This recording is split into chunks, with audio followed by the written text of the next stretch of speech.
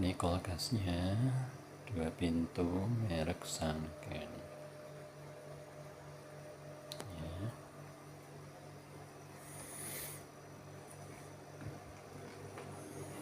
Ini masih dingin sekali ini, masih bisa buat es.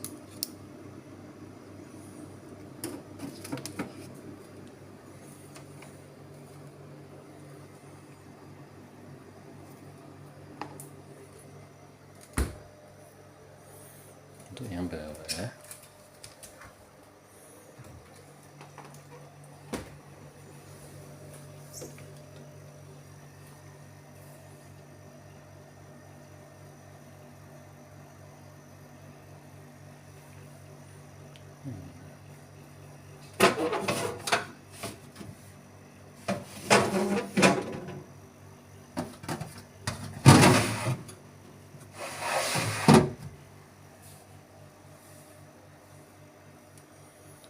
bawah juga dingin.